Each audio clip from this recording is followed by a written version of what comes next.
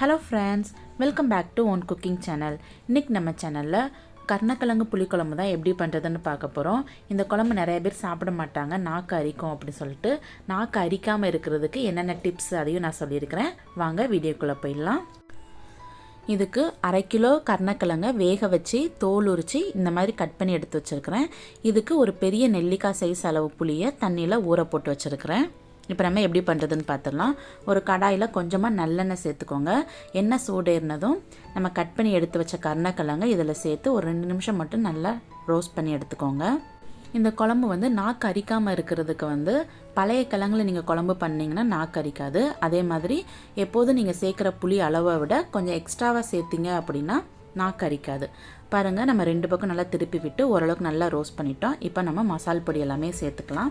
இதில் 1.5 table spoon மிளகாய்த்தூள், 1 table spoon தனியாத்தூள், 1 பிஞ்ச் மஞ்சள் தூள், இது எல்லாத்தையும் சேர்த்து லைட்டாக ரோஸ்ட் பண்ணிக்கோங்க. இப்போ தேவையான அளவு தண்ணி சேர்த்துக்கலாம். நான் 1 கப் அளவுக்கு தண்ணி சேர்த்துக்கிறேன். சேர்த்துட்டு இந்த கிழங்கு இன்னும் நல்லா மசிய வேகணும். இப்போ இந்த குழம்புக்கு தேவையான அளவு உப்பு சேர்த்துக்கலாம். உப்பு சேர்த்துட்டு உப்பு உரப்பு எல்லாமே செக் பண்ணி பார்த்துக்கோங்க. இப்போ ஒரு மூடி போட்டு நல்லா வேக விட்டுடலாம். பாருங்கள், இப்போ ஓப்பன் பண்ணி பார்த்தாலே தெரியும் கிழங்கு ஓரளவுக்கு நல்லா மசிஞ்சு வெந்திருக்கு.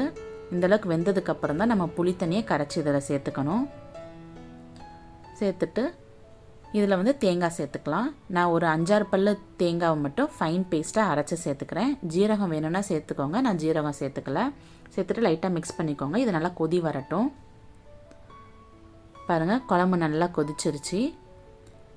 இப்போ நம்ம இறக்கி வச்சுட்டு இதுக்கு ஒரு தாளிப்பு ரெடி பண்ண போகிறோம். நிறைய பேர் ஸ்டார்டிங்கில் தாளித்து விட்டுட்டு குழம்பு வைப்பாங்க. நான் எப்போதுமே இந்த குழம்புக்கு கடைசியில் தான் தாளிப்பேன். ஒரு பேன் வச்சுட்டு கொஞ்சமாக நல்லெண்ணெய் சேர்த்துக்கோங்க. அதில் கடுகு, உளுத்தம் பருப்பு, கொஞ்சமாக கருவேப்பிலை, அப்புறம் கொஞ்சம் வெங்காயம், இது எல்லாத்தையும் சேர்த்து நல்லா கிறிஸ்பி ஆகிற வரைக்கும் நல்லா ஃப்ரை பண்ணிக்கலாம்.